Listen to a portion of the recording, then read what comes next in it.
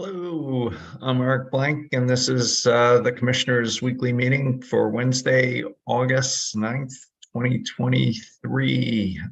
Commissioner Plant, any preliminary comments? Are you ready to approve the consent agenda as presented? I am ready to approve the consent agenda. Commissioner Gilman? I agree. As do I. Let's go to telecommunications number one. Mr. Branson, comments to the FCC. Good morning, Commissioners. I'm Daryl Branson from the Telecom Program section. Before you today are draft comments to the Federal Communications Commission regarding a notice of proposed rulemaking issued by the FCC on the topic of next generation 911 system deployment. The FCC is proposing to create a registry in which 911 authorities may certify their readiness of their local 911 networks to begin receiving calls in Internet Protocol or IP format. Originating service providers would then be required to start delivering calls to the 911 network in IP format within 6 months following the registration and certification. The proposed rules would also clarify that the cost of delivering 911 calls to the emergency services IP networks would be the responsibility of the originating service providers and not the 911 authority or the state in our case. It also clarifies that the 911 authorities are not required to provide points of interconnection that are physically located within the service areas of local exchange carriers. The draft comments prepared for your consideration are generally in agreement with the FCC's proposed rules, but provide suggestions to the FCC to take into consideration before finalizing their rules. Some of the more important points included in the draft are that each jurisdiction needs the flexibility to state its requirements for where and how 911 calls will be delivered into their respective 911 networks.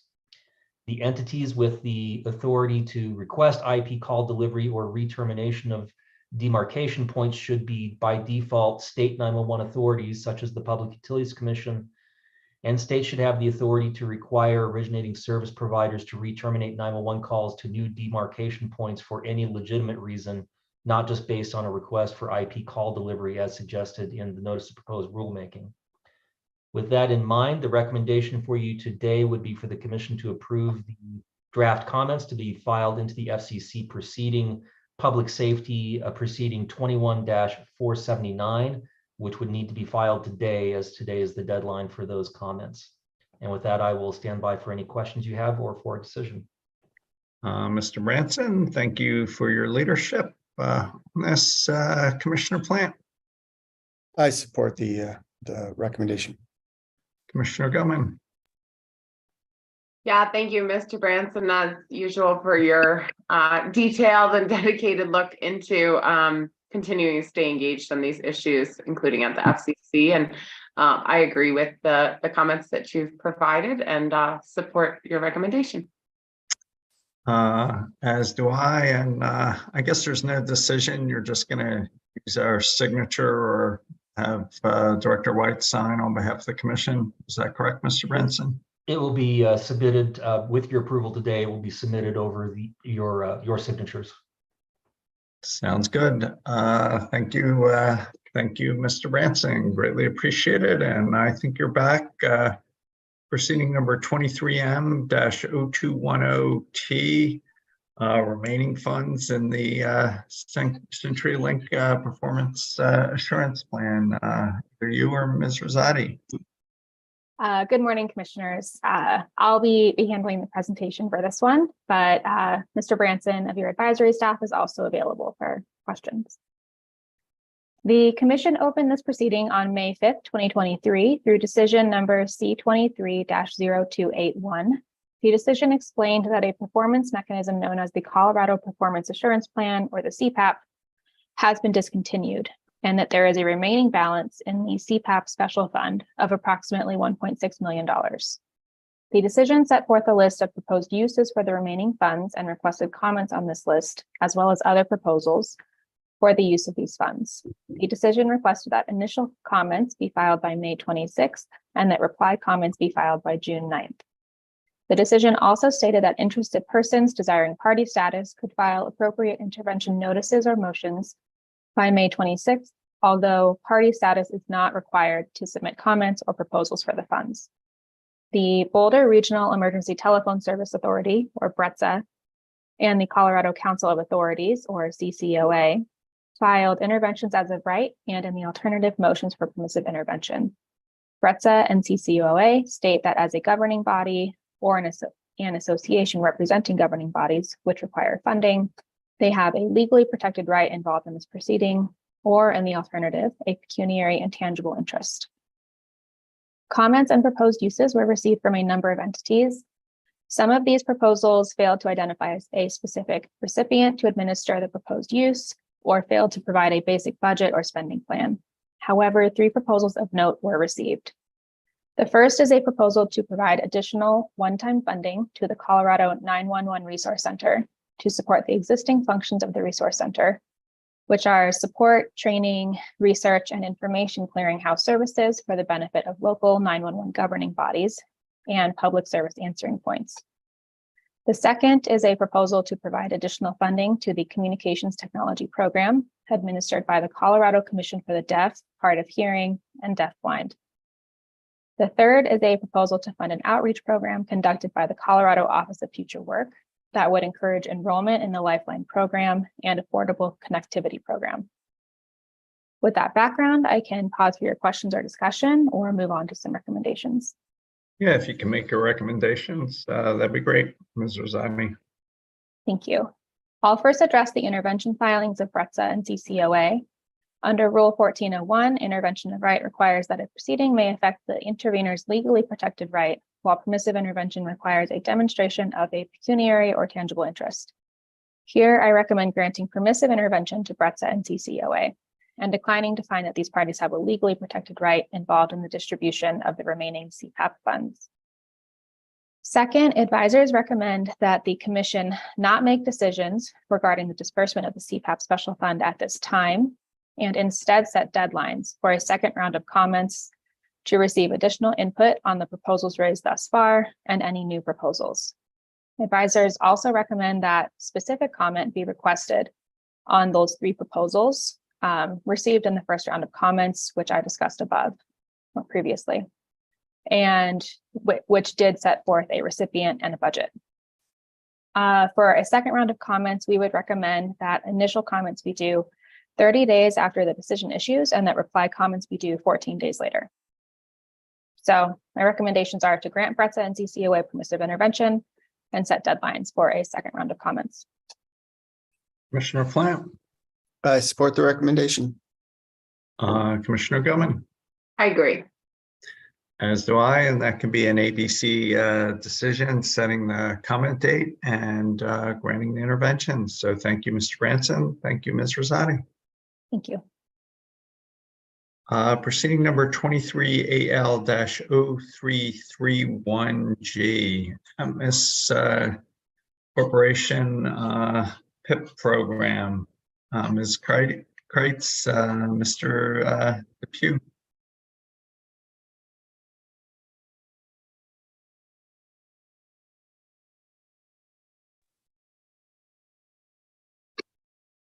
This is Erin O'Neill with the trial staff at Econ section. So Rhonda and Depeche they were having a little bit of internet issues. You could just give them like 30 seconds to jump on. They will be on the meeting just momentarily.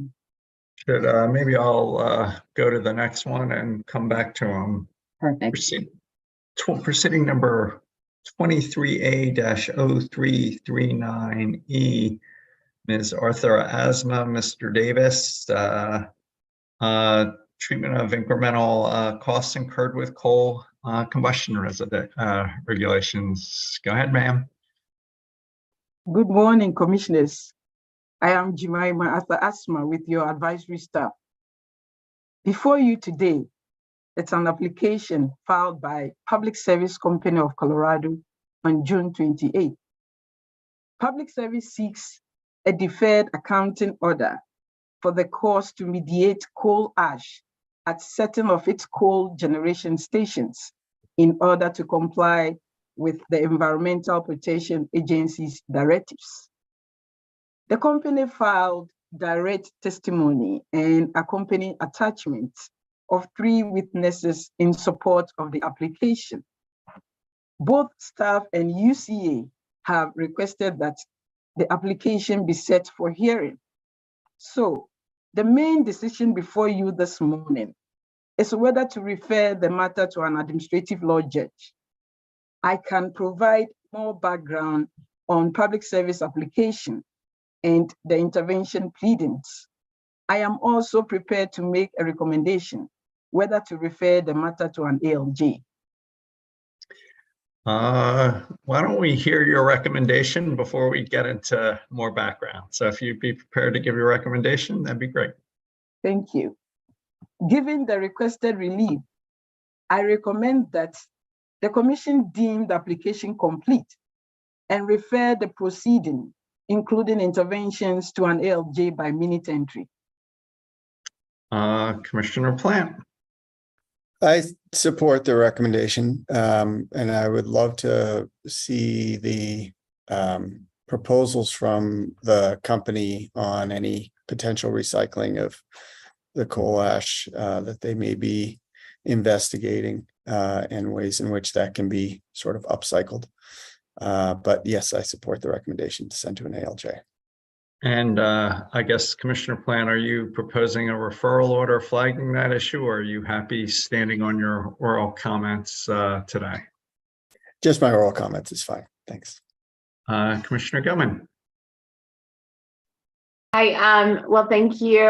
And I agree with your recommendation. And yeah, Commissioner Plant, I think from what I understand, that's part of the plan here, and at least they're signaling some significant savings from doing so versus the alternative. So certainly some big dollars here, but a lot of details that I think an ALJ will be very well suited to dig into. So support the recommendation.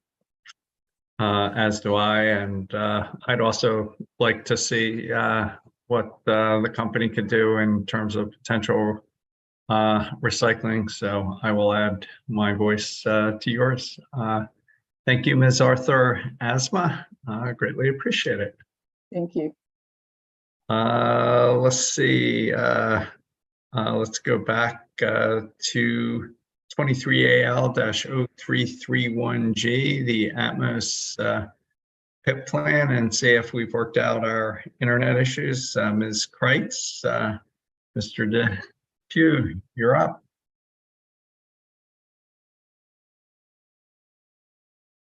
Good morning, commissioners. I think Rhonda is going to present the proceeding. Okay. Ms. Kreitz, are you there? I think she's still having internet issues. Do you want us to move on and come back to her later? Sure, that would be helpful. Thank you. Thank you, commissioners. Proceeding number 23A-0356E, the Public Service Company GSP, Mr. Davis. Good morning, commissioners. I'm Ron Davis of the Commission's advisory staff. This case is Public Service's application for approval of certain modifications to its quality of service plan, or QSP, for its electric utility operations. The Commission recently directed Public Service to file this application in a standalone proceeding after considering pleadings stemming from the company's previous Phase 1 electric rate case. Public Service largely put into effect its current electric QSP in January of 2007 with the following general performance measures: the number of customer complaints, telephone response times, and one or more reliability-focused performance measures. The cumulative maximum total bill credits under the current electric QSP is $11 million annually. In this case, Public Service seeks to maintain from the existing QSP the customer complaint metric, the telephone response time metric, a maximum total bill credit of $11 million annually, and current bill credit limits for each performance metric. However, Black Hills seeks to modify its QSP in several ways. It wants to replace the regional system reliability component with the system average interruption frequency index, or SAIFI, measured at now a census block group level. It seeks to implement a census block level SAIFI bill credit with a bill credit adder for disproportionately impacted, or DI, communities. It wants to modify the major event day threshold approach for the electric continuity threshold and the electric restoration threshold metrics. And again, to modify the bill credit structure for those two metrics with a bill credit adder for DI communities. Public Service further proposes modified reporting for its electric QSP. And finally, Public Service wants to extend this modified electric QSP through 2026. Staff filed a request for hearing, and in addition to staff, requests for intervention have been filed by the Colorado Energy Consumers Group, the City and County of Denver, the City of Boulder. The decision point for you this morning is whether to refer this matter to an ALJ, and that's what I do recommend, that you refer the matter, including the rulings on the interventions, to an ALJ for a recommended decision by minute entry. Commissioner Plant, I agree with the recommendation. Commissioner Gilman, I agree as well. as do I, and we can do that by minute entry as you suggest. So thank you, Mr. Davis. Thank you, Commissioners. Let's see, we're proceeding number 23A-0357E, Black Hills application for approval of its distribution system plan. Mr. McAllister, Mr. Davis, you're up. First, please confirm that you can hear me. Can. Okay. Good morning, Commissioners. I'm Richard McAllister with your advisory staff. I'm here to present for your consideration an application for approval of a distribution system plan, or DSP. By way of background, on June 30th of this year, Black Hills Colorado Electric filed its DSP pursuant to both Senate Bill 19-236 and the Commission's distribution system planning rules.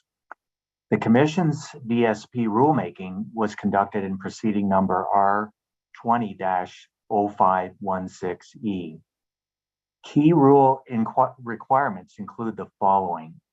First, a biannual filing of a DSP. Secondly, consideration of non-wire alternative, or NWA, solutions for distribution system needs that are greater than $2 million in total costs. And then finally, proposals for cost-benefit analysis methodology for these NWA solutions. In addition to its application, Black Hills witnesses filed direct testimony, and those witnesses include witness Ahrens, witness Moeller, and witness Buckhorny. The actual Black Hills DSP is an attachment to witness Buckhorny's direct testimony. Black Hills requests waivers from all or portions of several rules, including Rule 3529, Rules 3530 through 3537, and Rule 3541. A waiver from Rule 3530, I should add, was also a part of the settlement agreement in proceeding number 22A-0230E, which was the recent Black Hills ERP CEP. Pivot Energy, which is the developer of on-site solar PV projects and small utility solar PV projects, filed a motion to intervene. I will pause here for your questions and discussion, or can proceed to advise or recommendations. If you can make a recommendation, that'd be great. Well, it will actually be 4 recommendations. First, advisors recommend that the application be deemed complete. Secondly, find, based on the following analysis of the company's filing, that Black Hills DSP minimally contains information consistent with the Commission's DSP rules. Third, state in the written decision required by Rule 3528D that the application and the company's motion for several waivers from certain DSP rule requirements together raise several questions concerning what Black Hills should and should not be expected to include in its DSP application filings. Thus, it would be desirable, if the case is referred to an ALJ, for he or she to rule on waiver requests early in the proceeding, so that additional information would be potentially available from the utility, allowing for a more complete evaluation of its DSP. Participation of intervening party or parties will enhance consideration of the waiver requests and evaluation of the DSP. And finally, we recommend that the matter, as suggested earlier, be referred to an ALJ. Thank you, Mr. McAllister. Commissioner Plant, any thoughts on the recommendation? Yeah, I agree with the recommendation. And in looking through their plan, I would like to have them evaluate how their non-wires alternatives, potential DERs would contribute to a demand response system, the value associated with a demand response system, as well as just the overall value that DERs can contribute to the grid, including any ancillary services that it can provide, and ultimately how they intend to incorporate those DERs into an integrated system that would provide dispatchable resources to their system. But I do agree with the recommendation and referring to an ALJ. And in this case, there is going to be I think, a written decision and referral order. Would you like to put some language asking that question in the order, Commissioner Plant? Yes, I would. Thank you, Mr. Chairman. Commissioner Gilman, thoughts on Commissioner Plant's request or the recommendation, or questions, comments, or anywhere you'd like to go? Well, in case I forget to address it, I'm fine with Commissioner Plant's request. Happy to support that. I think in total, I'm a bit alarmed at the number of waivers requested here. Look, it's not that some of these issues were not brought up and litigated during the rulemaking. Several of them were. So just to kind of maybe set the proper expectation, Black Hills did argue in that rulemaking for several areas of different rules. In some cases, they have different rules, and in some cases they don't. So, I think it's disappointing to see in the first DSP so many requested rule waivers when we just finished that rulemaking and litigated some of what the differences should be between smaller utilities and larger utilities. But I think, as Mr. McAllister laid out, if the ALJ can address those waivers earlier in the process, what I don't want to see happen is I don't want to see this entire DSP becoming about what information should be required. That was what the rulemaking was for.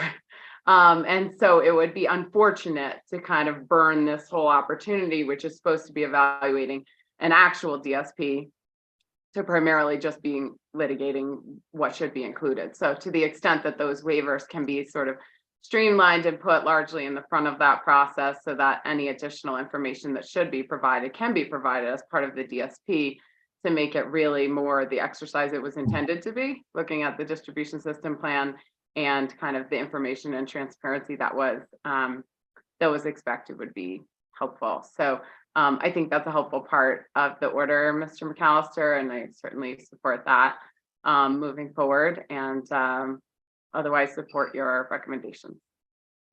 And so I guess, Commissioner Gilman, you're requesting maybe a little more fulsome language around the ordering paragraph that requires that asks that the rule waivers be addressed soon. Is that what you're saying, or are you just making oral comments to guide the ALJ? I mean, I'm interested in what you both think. But I think it's certainly informative for the ALJ to take a look at the rulemaking and what arguments were already made and how that came down. Is relatively recent, to be honest with you. And so if there are new arguments or new information being presented here, then that probably stands to be part of the discussion on the waivers. But to the extent that these issues were already kind of brought up and litigated, I think it would be helpful for the ALJ to also refer to the rulemaking where several of these issues were discussed. All right. I likewise support Commissioner Plant's request, and would request advisors as part of the ordering paragraph on doing the rule waivers. First, refer back to the rulemaking record and just sort of outline the issues Commissioner Gilman raised. Commissioner Plant, are you okay with this being an ABC order or anything else you want to add? Yeah, no, I support Commissioner Gilman's suggestions as well, and I think that makes a lot of sense. I wasn't a part of that rulemaking, but it does make sense to take a look at what one of these issues were already litigated in that rulemaking and have that be considered as part of the ALJ decision. And I have no problem with it being ABC. Thanks. Commissioner Gilman, you okay with an ABC order? No issues with it being an ABC order. I think that works. You know, and something I would think back that we tried to focus on in the rulemaking, you know, the legislature has indicated that electric utilities should do distribution system plans. And then we went about making the rules to kind of make that happen and put it into action. And without a doubt, the utilities are being requested to do things or provide data that they haven't provided before. That's sort of part of this exercise. But one thing that we recognized, including in that final decision, was that the promise of good planning is actually long-term savings, not costs. And so there is a bit of effort on the front end to get some of this information, to collect it, but the reward should be in having a well-planned system that in the long run actually saves costs, enables quicker interconnection, enables more electrification, and just plans better for the future of what this might be. And so, you know, I know a lot of the arguments are around upfront costs, which is of course concerning, but one of the views we took in that rulemaking was that, you know, the point of good planning should be to long-term save costs for customers. Mr. McAllister, do you have what you need? I believe so. Thank you, commissioners. And again, that can be an ABC order deeming the application complete and referring it to an ALJ consistent with discussion. So thank you, sir. Thank you. Proceeding number, well, I guess it's an agenda item on emergency rules consistent with Senate Bill 23-2901. Mr. Davis, Mr. Gomez. Again, good morning, commissioners. I'm Ron Davis. Senate Bill 23-291 became effective on Monday, August 7th. The bill enacted Section 40-3-102.51B that requires electric and gas utilities to file certain information with base rate tariff filings. The bill further enacted Section 40-3-102.52A that requires the utilities to file rate trend reports when seeking to increase any rate or charge. The bill further enacted Section 40-3-114 that includes an annual reporting requirement for the utilities related to costs prohibited from utility rates. The matter is before you this morning so that the Commission can decide whether to implement temporary rules implementing those specific provisions in Senate Bill 291. The bill requires the Commission to establish rules through a permanent rulemaking to address rate case expenses, such as establishing discovery parameters and information that must be disclosed to interveners and the agency to reduce time and costs in litigated rate cases. The temporary rules I'm presenting this morning will be replaced with permanent rules to be promulgated pursuant to that required permanent rulemaking. We recommend that the Commission consider adopting temporary rules this morning, primarily to ensure the continuity in the process by which electric and gas utilities change rates for the provision of service to their customers. We think the Commission should adopt these rules on a temporary basis in order to allow the utilities to continue to file for necessary changes in rates and to comply with the requirements set forth in Senate Bill 291. We're concerned that without the adoption of these temporary rules, electric and gas utilities may find it difficult to continue to operate effectively in the ordinary course of business. I'd now like to present an overview of the temporary rules, but I'll pause for any discussion or questions before I move on. Unless my colleagues have any questions or comments, sounds like not. Why don't you keep going, Mr. Davis? Okay, thank you. Senate Bill 291 defines utility to mean an investor-owned electric or gas utility. And so these temporary rules apply to the investor-owned electric and gas utilities subject to the Commission's electric or gas rules. The bill includes definitions for the terms base rate and test year, and we recommend that the Commission also add a definition of rate adjustment mechanism for clarity, since the term is used in the rule provisions that relate to the filing of utility rates and charges in both the electric and gas rules. Section 43-10251B requires the Commission to certify that a filing from an electric or gas utility to modify its base rates is essentially complete.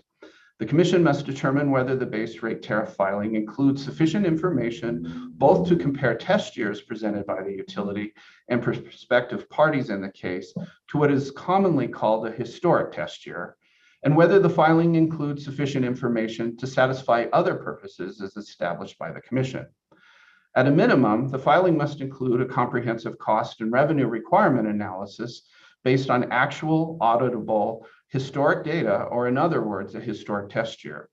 Such analysis must also be accompanied by work papers and other supporting materials. Notwithstanding the language in this section of Senate Bill 291, the filing mechanism for an electric or gas utility that seeks to modify its base rates is not an application for which the Commission already has rules that govern the determination of the completeness of an application, but instead an advice letter filing. Advice letter filings are distinct from application filings in terms of critical processes and procedures as specified in the Commission's rules of practice and procedures. Advice letter tariff filings for rates and charges are further governed by the electric and gas rules and by several statutes in Title 40 and by provisions in the rules that are separate from the statutes and provisions applicable to application filings. So because of that, we recommend that the Commission adopt temporary rules and eventually permanent rules to properly implement this part of Senate Bill 291. These changes are necessary to reflect the distinctions between utility filings to modify base rate tariffs from utility filings to modify non-base rate tariff filings, including those tariffs that implement a rate adjustment mechanism. The temporary rules introduce new paragraphs to both the electric and gas rules to clarify that a filing to modify base rates remains an advice letter and to apply the new certification process for determining completeness for that kind of advice letter filing. Specifically, the Commission should certify by written decision that a utility base rate tariff filing includes sufficient information to compare test years and to satisfy other purposes as determined by the agency. The temporary rules, on a temporary basis, set a standard by which the completeness of a base rate tariff filing will be determined. The rules offer a utility means to mitigate the risk of the Commission suspending the effective date of the base rate tariff filing and findings that the filing is incomplete. The rules also set forth the process by which the Commission will certify a utility base rate tariff filing as complete. And within that process, the temporary rules provide the utility an opportunity to remedy its filing so that the Commission may determine that the filing is complete. Notably, the rules state that the Commission may condition the certification of the remedied utility base rate tariff filing on the utility's filing of an amended advice letter extending the proposed effective date of the base rate tariffs. The temporary rules further state that the Commission shall not issue a decision approving a modified base rate if the tariff filing has been determined to be incomplete and the filing has not been remedied. Turning to the second element of Senate Bill 291 that requires temporary rules, Section 43-10252 requires electric and gas utilities to provide what is called a rate trend report. And this report must be filed with any request to increase a rate, charge, fee, fare, toll, rental, or classification. A rate trend report presents changes in the rate over the previous 10 years and includes first the amount of increase relative to the amount in effect on the date of the utility's filing, the annual total amount of the rate, charge, or fare, or rental, or classification, and a chart, graph, or other visualization of each of the utilities rates, including the total of all utility bill line items, such as base rates and rate adjustment mechanisms for the 10 years prior to the date of the filing. In addition, a rate trend report must include, for the same rate, over 10 years prior to the date of the filing, the dates when previous increases or decreases went into effect, the amount of the rate before the previous increase or decrease, the amount of the increase or decrease relative to amounts for previous periods, and the preceding number for the tariff filings where the rate either was allowed to go into effect by operation of law or approved by the Commission. Most of the provisions in the temporary rules I'm presenting today directly correspond to the language in the statute. However, some terms are modified to match the common rate-making lexicon of the Commission, the utilities, and the parties to rate cases. And notably, the temporary rules make a specific clarification to implement the provision regarding the rate trend report's annual total amount of the rate charge, fee, fare, toll, or rental. We suggest that the Commission conclude, for the purpose of these temporary rules, that the annual total amount is best represented by the annual revenues collected or expected to be collected by the rate. This interpretation aligns with the new statutory definition of test year and the concept of a revenue requirement being calculated for a given test year. A rate trend report is required only in instances where a utility files a request to increase the rate. The rules that address the types of filings a utility makes to change its rates are therefore modified to cross-reference the rate trend report provisions.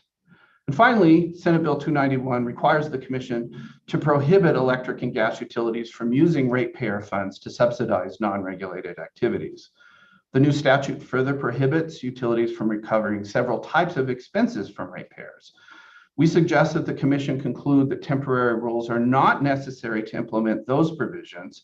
However, in Part 5 of 43-114, the Commission needs to require the electric and gas utilities to file an annual report to ensure their compliance with these requirements. For the temporary rules, we suggest a rule that requires the report to include the purpose, payee, and amount of any expenses associated with the cost and activities that are not permitted to be recovered from customers as set forth in the statute. So through temporary rules that we recommend the Commission adopt this morning, a new Rule 3350 would be introduced in the electric rules, and a new Rule 4350 would be introduced in the gas rules to cause the annual reporting to take effect pursuant to a Commission requirement on the effective date of Senate Bill 291. So in summary, the decision before you now is whether to adopt these temporary rules to implement certain rate-related provisions in Senate Bill 291. I can provide some more details about the rule changes, the provisions of 291 that relate to these temporary rules or the permanent rules yet to be promulgated, and the current processes and procedures for receiving and litigating rate cases. But again, the overall decision point for you is whether to adopt temporary rules along the lines I just described. Thank you, Mr. Davis, for getting these rules out, which just bridge the gap between the statute and our processes. Greatly appreciated. Commissioner Plant, you ready to vote? Questions, comments, more information? Yeah, I support the proposed temporary rules. I was just curious, do we have a time frame on NOPR or proposed rule making that we're going to do for permanent rules? I would suggest that the Commission identify like November 1st for that. I think it would be useful for Commission staff to engage in some internal and external stakeholder outreach regarding the potential scope and rule changes for the permanent rulemaking. And so I think if you're amenable to that, we could identify on or around November 1st as when the NOPR for the permanent rulemaking required by Senate Bill 291 would commence. That sounds great. I support the recommendation. And Mr. Davis, we'd put that in the ABC order opening the proceeding and issuing the rules the November, on or around November 1st deadline, something like that. Yes, that's correct. Commissioner Gilman. Thanks, Mr. Davis. First of all, thank you for taking the initiative, and bringing this to us to help get these wheels moving. Very much appreciate it. So what you were talking about with Commissioner Plan in terms of any sort of process before a NOPR issues, and I certainly think that that's helpful. I mean, I know we've got a lot going on, things might change, but I think it's helpful for kind of a transparency purpose to let other folks outside understand what we think the timeline is here. What do you envision for a process before the NOPR in terms of like any kind of interaction or comments or anything in order to help us prepare that NOPR? You know, are we going to be asking stakeholders to give us any feedback in any formal way? I don't know. Do you have any idea? Well, the rulemaking that's contemplated by Senate Bill 291 for rate cases really does focus on reducing the cost of discovery and reducing the overall litigation costs incurred by not just the utility, but all the interested parties, including our staff and the UCA, for instance. There are also large customers and other interests that participate in these rate cases, and they're interested in reducing costs too. So what I'm contemplating is something pretty quick, yet substantive, to talk to the parties in rate cases and get suggestions for how to do that very thing. And that's part of it. The other part is that I'm hoping that the members of our trial staff who do discovery and who do the litigation in these cases work with advisors in developing the proposed rules for the notice of proposed rulemaking. So there's what I'm envisioning, but of course the commission can adopt something else, is informal outreach with external stakeholders and some collaboration between advisors and trial staff members who do rate cases in the development of the proposed rules that we bring forward to you on around November 1st. Okay, thanks. That's I don't want to hash it all out today, but I think it's helpful. We've got a very busy fall coming, so wanted to understand what we see as the process to get there. I have one other question. Like, as we look at your proposed 3350, which is that annual reporting on the prohibited costs, I'm just curious, like, how do we envision this working? So there's, you know, lobbying is probably the main example that was listed in the statute, but there's all these costs that by statute now not allowed to be recovered from ratepayers. So in requiring reporting on that, like, it's like requiring a negative of like, show us things that are not included. So are we looking for a report of what all did the company spend on these things and show us those are not in your rate request? Or, you know, kind of like, how do they show that negative in other words? Right. I think that's something that we're going to have to sort out in the permanent rulemaking. Our concern was that it may be a difficult rulemaking to get through, and we may not be finished with the permanent rules in time for the utilities to be making their annual report filings in April of 2024. But I hear exactly what you're saying. It's a difficult thing to report on, something that expenses that are booked but are not in rates, and how that is shown. I think the details around that will be part of the permanent rulemaking. We just wanted to make sure at this point that the utilities knew when the commission was expecting these filings and that they'd likely be part of the what we call Appendix A filings that come in each spring.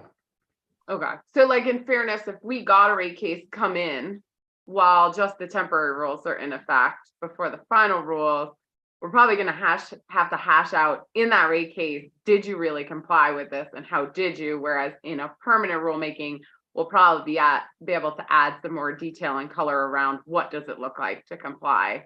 You know, what Right. would this report look like that shows you did not charge through these costs?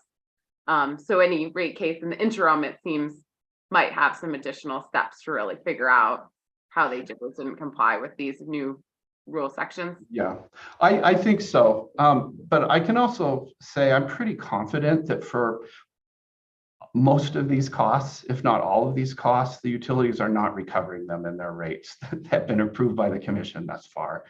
Lobbying costs have long been prohibited by the commission through its decisions. And I think there was perhaps some misunderstanding or lack of awareness during the development of these provisions of the statute that's long been the case.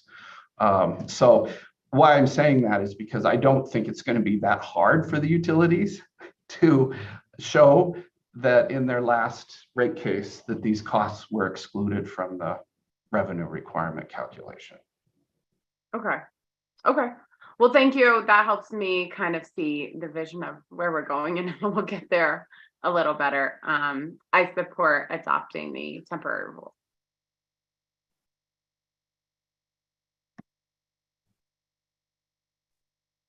Chairman, are you there?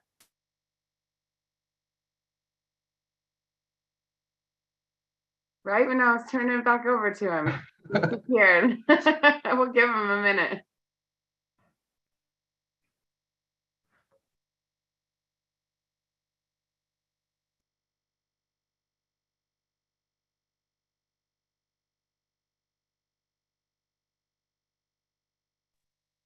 I don't think we see him on here, so maybe for the listening public, we'll give Chairman Blank a minute to see if he's reconnecting.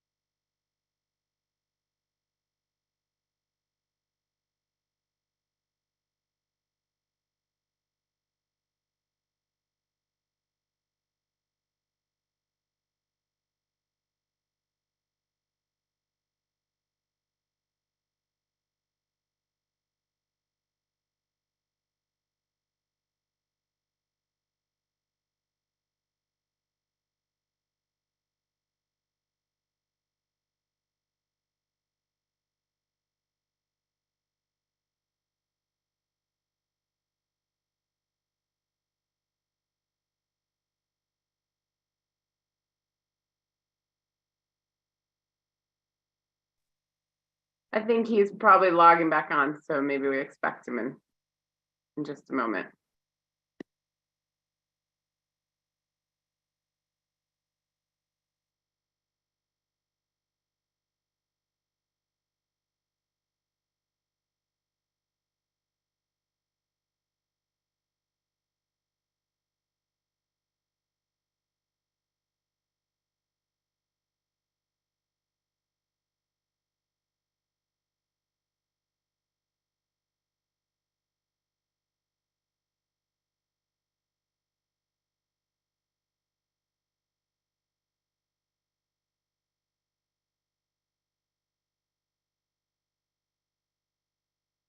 Hello, this is Eric Blank. Can you hear me?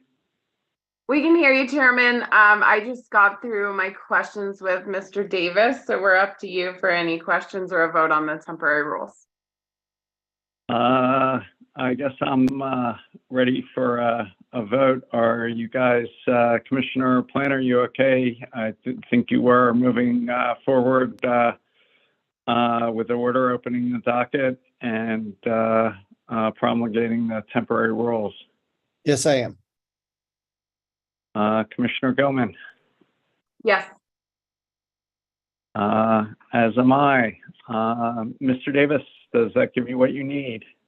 Yes, and a draft order had been circulated before today's meeting, and the proposed rule changes in legislative format for both the electric rules and the gas rules. There is a provision to identify November 1st as the target date for the NOPR for the permanent rulemaking. So I think the commission is in a place to adopt this as an ABC order, if that's what you'd like.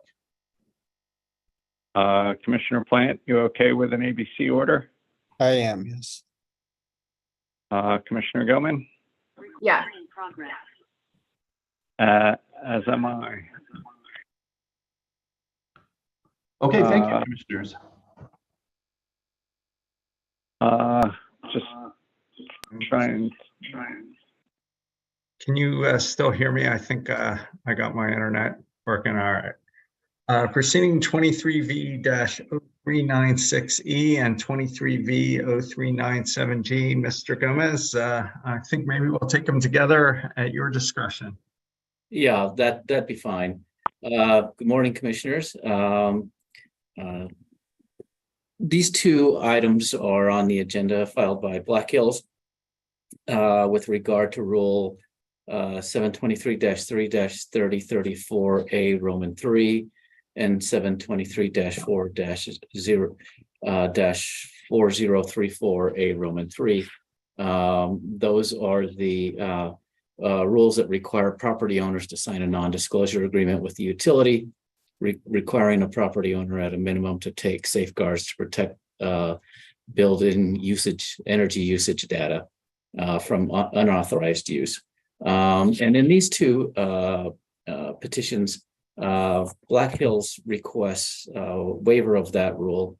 It notes that under HB 21-1286, required owners of Colorado buildings that are 50,000 square feet or more to report their annual energy use to the Colorado Energy Office, and also requires qualifying utilities, among other items, to provide the owners or their agent energy usage for the building.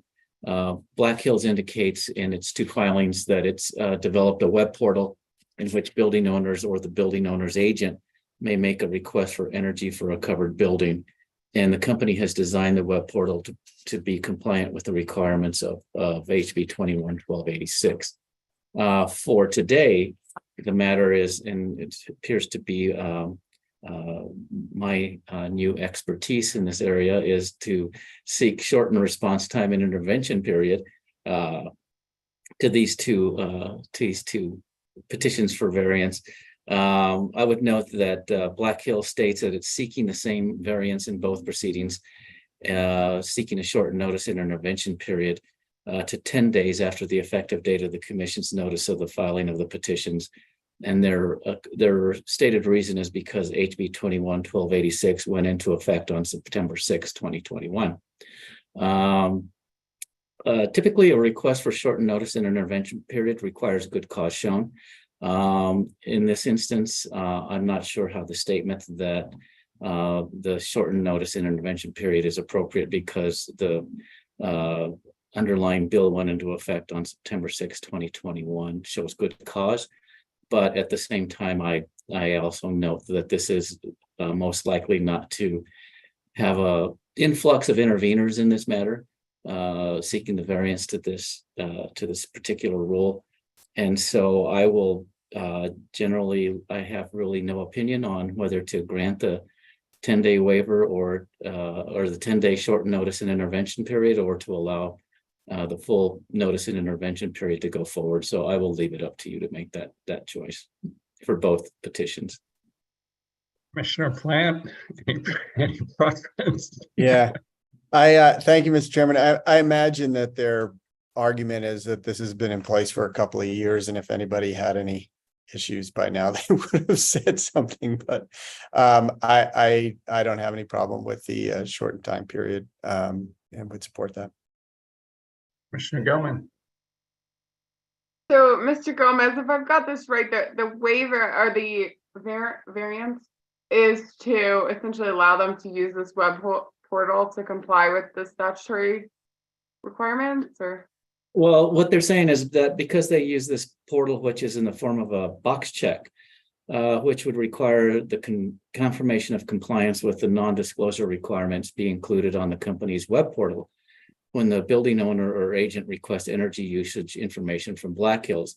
So what Black Hills states is that because it uses the same web portal to facilitate requests of both gas and electric energy usage for benchmarking purposes, it's requesting the commission approval to allow it to accept non-disclosure agreements from building owners as well as their authorized agents. And so in doing so, that would allow the company to have administrative efficiencies in lieu of having to create two separate web portals for one for gas customers and one for electric customers. So they just want to use the one portal for both customers. Yeah, I feel strongly both ways on this one. I agree with your jump ball. I mean, look, it's clearly there's a statutory link here, and in total, I think it's valuable and helpful for building owners and their agents to have more ready access to their usage, but at the same time, probably not good practice to allow shortened intervention period proceedings to go forward without good cause. So I'm inclined to allow it to move forward, but not too thrilled that the pleading appears fairly bare bones in order to get the relief that they've asked for. I can support the shortened intervention too. So I think, Mr. Gomez, that can be an ABC decision setting the short notice and intervention period. So thank you, sir. Thank you. And then I guess we'll go back to 23AL-0331G, the ATMOS PIP program. Ms. Kreitz, Mr. Pugh, I guess I'm not in a position to judge anyone having internet problems. So, Ms. Good morning, Kreitz, Commissioners. This is Rhonda Kreitz. Can you hear me? we can. Thank you. Thanks for your patience with the internet issues. Proceeding number 23AL-0331G is an advice letter filing made by ATMOS on June 23rd, 2023 to modify the low-income percentage of income payment program, or PIP, surcharge and to remove outdated language effective August 15th, 2023.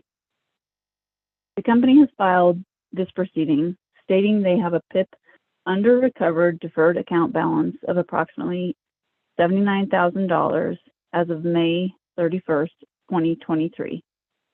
In addition, the company needs to incorporate funding for the increased program year 2023 to 2024 program year costs, which are estimated at approximately $2 million. The company is proposing to increase the residential surcharge as well as implement a surcharge on commercial and irrigation customers.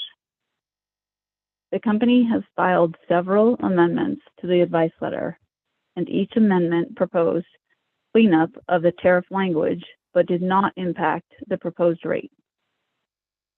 The company's proposed additional program year 2023 to 2024 program costs derived from the additional participants received from CO and EOC includes 1,341 participants and 6 participants respectively. The LEAP customers are 1,904 participants. The prior year participants, which has consisted of LEAP only participants, has ranged from approximately 700 participants in the last 3 program years and increased to approximately 1,900 as of May in program year 2022-2023. The program year 23 to 24 increase in funding requirement is driven by 2 factors. First, the increase in customer participation due to EOC and CO's newly identified income qualified participants. The second is due to the fixed tenure of 12 months, irrespective of the time of enrollment. Therefore, the new CO and EOC customers, as well as the LEAP customer enrollments, will result in an increase in the average program year payout.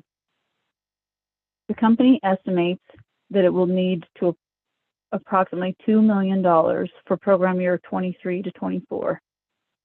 Staff continues to have questions about the budget and is working with the utility to verify the forecast.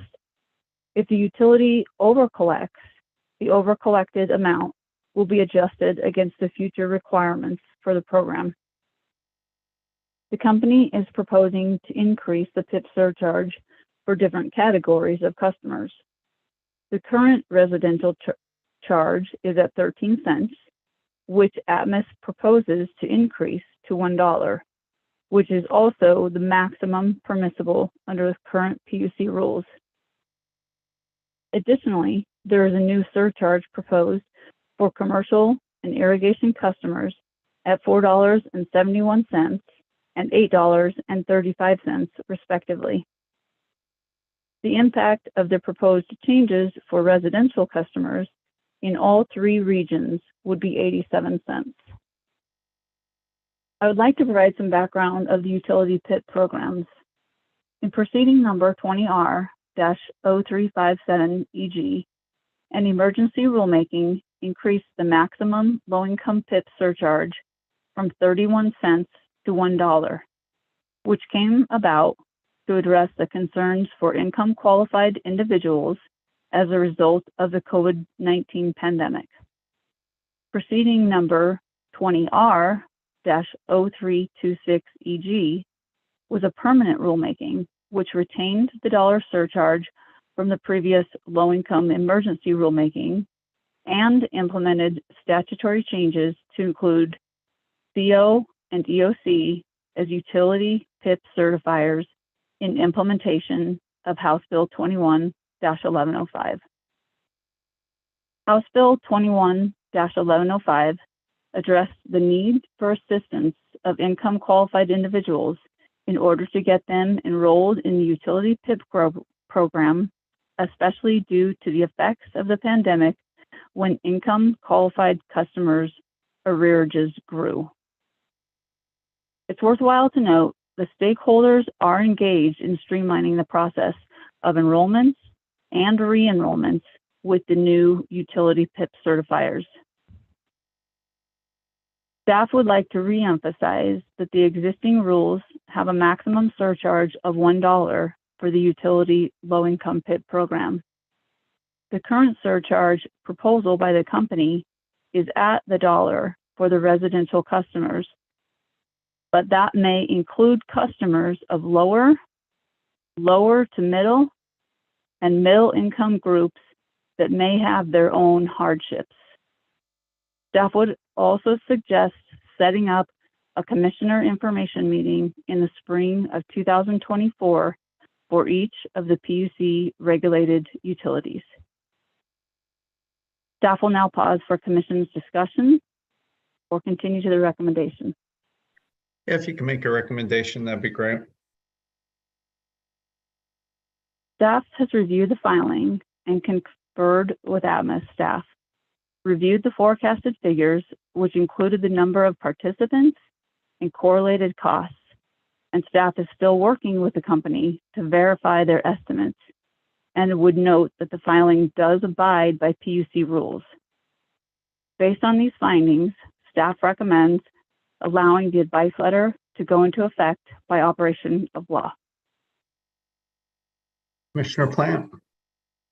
Thank you. And thank you, Ms. Kreitz, for the overview. I support the recommendation. I would add one concern that I do have, and this is really related to one of the issues you brought up, that we do have low, moderate income customers who don't apply for the assistance who are contributing to this. And so understanding that the burden of this support falls on all customers, I'd really like to see us maximize the federal assistance that's here. And my understanding is that, you know, the enrollment used to just come from LEAP. We've got a sort of an ecosystem of LEAP, PIP, and the Weather Assistance Program, or WAP. And if they come from LEAP to get into PIP, they don't necessarily go into the Weather Assistance Program. If they come from EOC or CEO, they're usually coming from the weatherization assistance program, but they don't necessarily go into LEAP. And so we've got these three things, and depending on where they come from, we seem to be missing out on enrollment in one of those other federally funded programs. And I'd like to see us close that loop so that if people are coming into the program from CEO or EOC, that they would be enrolled in LEAP as well. And if they're coming in from LEAP, they would be enrolled in the weatherization assistance program, so that we can make sure that the costs that are to the ratepayers that are going into the PIP program are minimized to the greatest extent we can. So that's, I do support the recommendation, but I would like to see that loop be closed in the enrollment procedure. Any comments, Ms. Kreitz or Mr. Depew? Sure. Thank you for addressing that, Commissioner Plant. I would say that will be addressed in discussions in re-enrollment, as well as follow-up from PUC with utilities. Anything else, Commissioner Plant? Commissioner Gelman? Yeah, thanks, Commissioner Plant. I mean, hopefully that's part of this idea of streamlining the enrollment, that, you know, if you can essentially share or shuffle customers into the other programs they should be participating in, that's done so in a way that's as seamless and easy for the customers as possible. I think, to my understanding, there might be some different enrollment criteria from program to program, so it might not be exactly that every single person can transfer, but I totally agree. And, you know, one thing I saw, first of all, I'm good with their recommendation. You know, it's clear the program needs more funding. And so, yeah, I think we move forward in that way. But I had some kind of similar questions or concerns to you. You know, it's really just this emergency rulemaking that set it at $1. There wasn't a lot of magic as to what exactly the dollar signified. And it just seems to me, especially in reviewing this filing, that we lack some fundamental levels of understanding about these programs, especially with a fairly substantial increase in funding. We're looking at a 7.5 times increase in funding.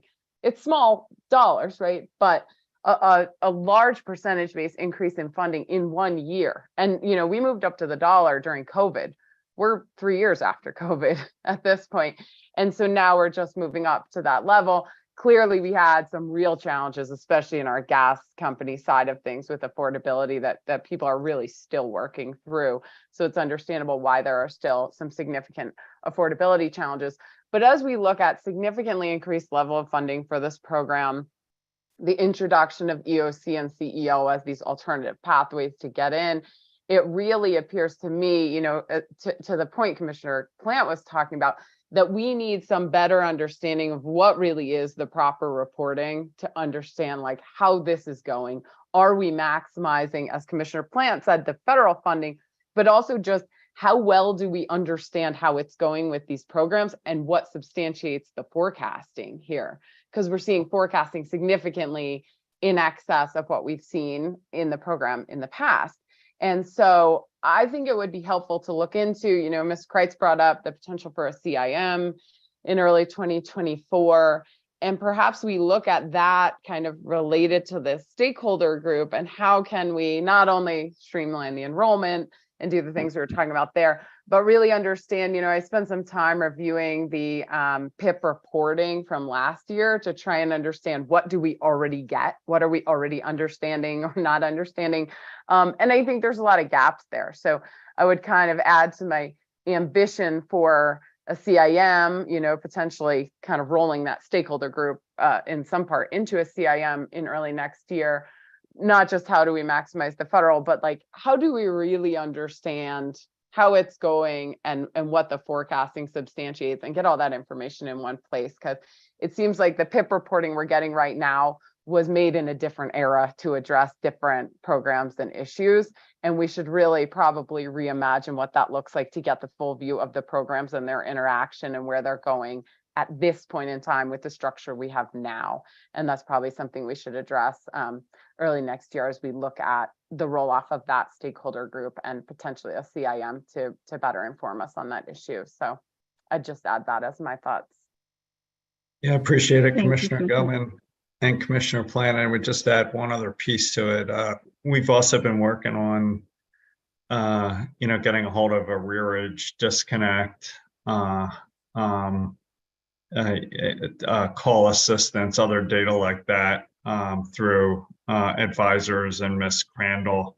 So I just wonder how this reporting and data fits in with that effort and whether there's a way to have sort of a more, not just on HIP programs, but, just a consistent way to get, data on all these issues. So I don't know, Ms. Kreitz, anything you'd say to Commissioner Gilman or my comments, or Mr. Depew, anything you'd add? Yeah, Commissioner, Thank you. I would add that we are working with stakeholders. There are some level of engagement with other institutional stakeholders as well. So while we propose CIM, we would work on the details of the information and process transparency and requirement of data that would be involved in that, and also understand the challenges that all other stakeholders have been facing. So we will come back to you with a detailed agenda and then perhaps take it from there on. Just a friendly amendment. You might check in with Ms. Crandall and her team. So we're coordinated internally as well as externally. Ms. Kreitz, did you have anything to add? Thanks. I just was going to reiterate, I appreciate Commissioner Gilman's comments because staff agrees that we do not currently have reporting necessary for current increases, as well as, if there's future increases, and therefore agrees that reporting is necessary that we do not currently have. Yeah, commissioners also just wanted to state that Ms. Crandall has been involved in one of the stakeholder engagements that we are participating. Excellent. Commissioner Plant, Commissioner Gilman, anything on this? I likewise support letting the tariff go into effect by operational law. So Commissioner Plant, Commissioner Gilman, anything else? Nope. Commissioner Gilman? Not to make it bigger, but one other thing I'm thinking, I mean, we referred to this increase to the dollar or the limit of $1 was set in this emergency rulemaking. And it would be perhaps helpful in the context of this stakeholder engagement and the re-envisioning of what should reporting look like and kind of maximizing these programs, be to have some understanding of where we should go with that. Right, that was not necessarily kind of a permanent idea. So should there be some different rulemaking, how do we assess like where this should go, what the limit should be? Because I think we're trying to walk this balancing act of ensuring that people who really truly need support are able to get the support and don't have a waiting list or have to deal with something to wait for that, but then also being cognizant of the impact this has on other ratepayers, especially ratepayers at the lower spectrum of income who may just barely not qualify for these programs. And so I think it would be helpful to also understand, where we go with this. They're at $1 because $1 is the limit. It doesn't mean that was necessarily mathematically figured out to be the exact amount that was needed. So maybe just as part of those discussions, some help for the commission to assess where we go with that as well. All right, Mr. Depew or Ms. Kreitz, anything further on this? You have what you need? Yes. Thank you. Commissioner. I believe I'm good. All right, thanks to both of you for framing the discussion. Commissioner Plant, anything else before we adjourn? I have nothing else. Thank you. Commissioner Gilman, anything else? Nothing additional. Thanks to all. Sorry for the internet glitch, and see everybody next time. We're adjourned. Thank you.